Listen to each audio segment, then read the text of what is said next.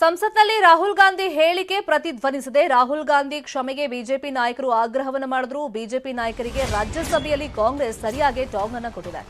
ಸಂಸತ್ನಲ್ಲಿ ನಮಗೆ ಮಾತಾಡಕ್ ಬಿಡಲ್ಲ ಅಂತ ಹೇಳಿ ಕಾಂಗ್ರೆಸ್ನ ಸಂಸದ ರಾಹುಲ್ ಗಾಂಧಿಗೆ ಬಿಜೆಪಿ ಭರ್ಜರಿ ಟಾಂಗ್ ಕೊಟ್ಟಿದೆ. ಅಂದ್ರೆ ಆತರ ಹೇಳಿದ್ರು ರಾಹುಲ್ ಗಾಂಧಿ ಅವರು, ನಮ್ಗೆ ಅವಕಾಶ ಇಲ್ಲ ಅಂತ ಹೇಳಿ, ಕೊಡ್ತಾ ಇಲ್ಲ ಅಂತ ಹೇಳಿ. ರಾಹುಲ್ ಗಾಂಧಿ ಕ್ಷಮೆ ಕೇಳಬೇಕು ಅಂತ ಹೇಳಿ ಕೇಂದ್ರ ಸಚಿವ ರಾಜನಾಥ್ ಸಿಂಗ್, ಪ್ರಹ್ಲಾದ್ ಜೋಶಿ ಲೋಕಸಭೆಯಲ್ಲಿ ಒತ್ತಾಯ ಮಾಡಿದ್ರು. ಇದಕ್ಕೀಗ ಕಾಂಗ್ರೆಸ್ ಕೂಡ ಟಾಂಗ್ ಅನ್ನು ಕೊಟ್ಟಿದೆ.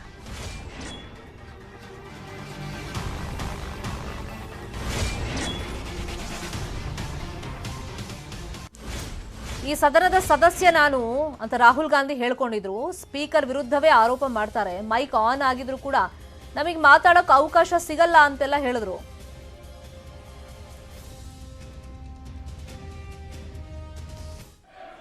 ऐसे देश से आते हुए इस सदन के एक सदस्य श्रीमान राहुल गांधी विदेश के धरती पे जाके एक तो स्पीकर के ऊपर aspersion, cast aspersion of the speaker, chair के ऊपर आरोप लगाते हैं। सर, उनका माइक पूरा चालू था सर, शुरू था।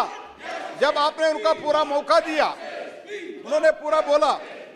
ऐसे व्यक्ति जाके जब पूरा मौका मिला है, उन्होंने इंटरवेंशन भारत के इंटरनल मामले पे उन्होंने विदेशी शक्तियों को, विदेशी ताकत को इंटरवेंशन करने का, यूरोप और अमेरिका को भारत में हस्तक्षेप करने का मांग करते हैं। मैं ये टोटल कंडेम करता हूं। सिर्फ हम नहीं sir,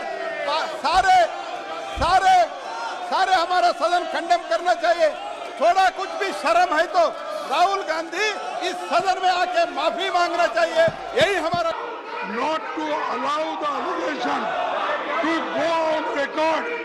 Accordingly, the Vice Chairman, Inter Alia, observed prima facie Mr. Adani is right, and before referring to a member of the other house, one has to exercise a lot of care and caution.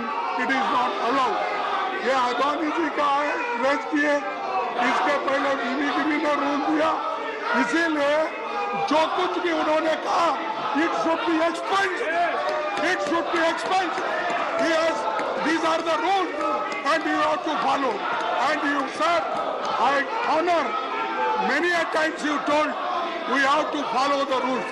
I have given this ruling. Kindly expunge this. ಪ್ರಧಾನಿ ಮೋದಿ ಮಂಡ್ಯ ಭೇಟಿ ಬಗ್ಗೆ ಕಾಂಗ್ರೆಸ್ ಹಾಗೆಯೇ JDS ತಿರುಗೇಟನ್ನ ಕೊಟ್ಟಿವೆ. ಈ ಬಗ್ಗೆ ಹಾಸನದಲ್ಲಿ ಪ್ರತಿಕ್ರಿಯೆ ಕೊಟ್ಟಿರುವಂತಹ ಕುಮಾರಸ್ವಾಮಿ, ನಮಗೆ ಯಾವುದೇ ರೀತಿಯಲ್ಲೂ ತಳಮಳ ಇಲ್ಲ, ಮೋದಿ ಬಂದಿದ್ದೂ ಗೊತ್ತಿಲ್ಲ, ಹೋಗಿದ್ದು ಗೊತ್ತಿಲ್ಲ ಅಂತ ಹೇಳಿದ್ರು. ಇನ್ನು ದಾವಣಗೆರೆಯ ಹೊನ್ನಾಳಿಯಲ್ಲಿ ಮಾತನಾಡಿದ ಸಿದ್ದರಾಮಯ್ಯ, ಕಾಂಗ್ರೆಸ್ ಪರವಾಗಿ ಅಲೆ ಇದೆ, ಯಾರು ಬಂದರೂ ಏನು ಮಾಡೋಕ್ಕಾಗಲ್ಲ ಅಂತ ಹೇಳಿದ್ದಾರೆ. ಮೋದಿಯವರು ಹಿಂದೆನೂ ಬಂದಿದ್ರು ಎಲೆಕ್ಷನ್ಗೆ ಅಲ್ವಾ, ಈಗಲೂ ಬಂದವರೆ, ಮುಂದೇನೂ ಬರಬಹುದು. ಸರ್, ರಾಹುಲ್ ಗಾಂಧಿ ಅವರು ಇಂಟರ್ನ್ಯಾಷನಲ್ ಲೆವೆಲ್ ಮಾನ ಮರ್ಯಾದೆ ಕಳಿತಾರೆ ಇಂಡಿಯಾ